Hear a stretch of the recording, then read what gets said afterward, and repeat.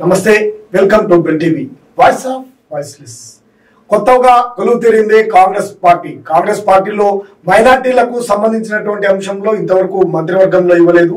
ఎవరికి చోటు ఇస్తారనే చర్చ ఆసక్తికరమైనటువంటి చర్చ అయితే సాగుతుంది.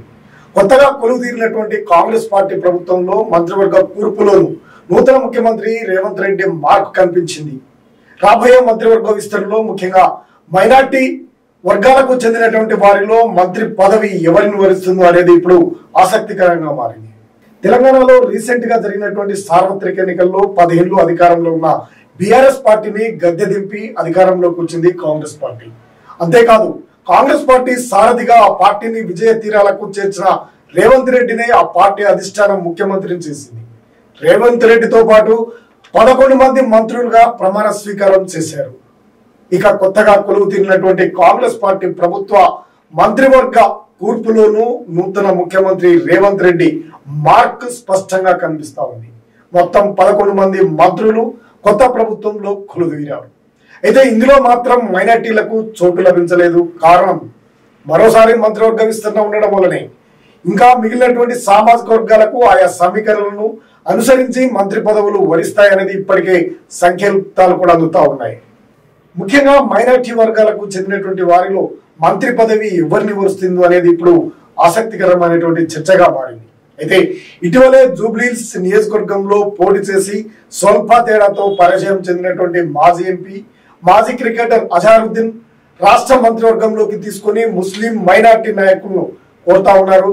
గత 2 దశాబ్దాలుగా కాంగ్రెస్ పార్టీలో కొనసాగుతా ఉన్నారు. ఆయన గతంలో ఉత్తరప్రదేశ్ రాష్ట్రంలోని మహిరాబాద్ నుంచి ఎంపీగా గెలిచినటువంటి అనుభవం అజారుద్దీన్కి ఉంది. అలాంటి సీనియర్ నాయకుడికి ఎమ్మెల్సీ పదవి ఇచ్చి మంత్రివర్గంలో చోటు కల్పిస్తే ముస్లిం మైనార్టీ వర్గాల్లో హర్షం వ్యక్తమవుతుందని ఆ వర్గం నాయకులు కూడా చెబుతున్నటువంటి మాటగా కనిపిస్తా ఉంది.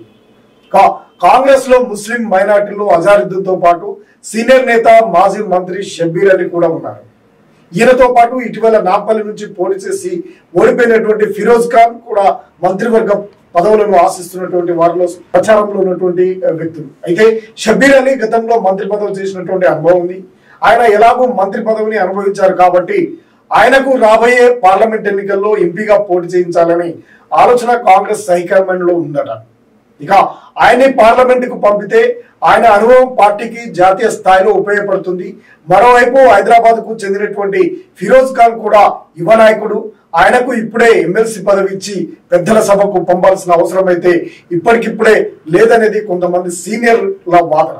ఆయనకు ఏదైనా వక్ఫ్ బోర్డు చైర్మన్ వంటి పదవి ఇచ్చి పార్టీకి సేవలు ఉపయోగించుకుంటే మంచిదనే అభిప్రాయం కాంగ్రెస్ నేతల్లో కనిపిస్తా ఉంది. ఇలా కాంగ్రెస్ లో ఉన్నటువంటి 3 ముఖ్యమైనటువంటి ముస్లిం మైనార్టీ నాయకులలో అజారుద్దీనే మైనార్టీ కోటాలో మంత్రి పదవిని అలంకరించడానికి అసలు సిసలైనటువంటి అర్హుడు. ఎందుకంటే రాబోయే పార్లమెంటు ఎన్నికల్లో ముస్లిం మైనార్టీ ఓట్లను ఆకర్షించడానికి అజారుద్దీన్ సేవలు గ్రేటర్ పరిధిలో ఎంతో కీలకం కూడా.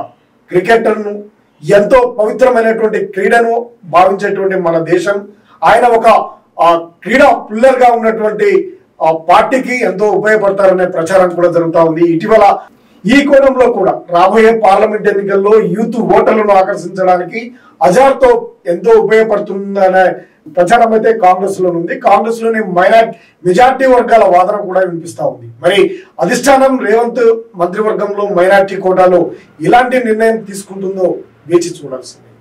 చూస్తూనే ఉండండి bill TV voice of voiceless.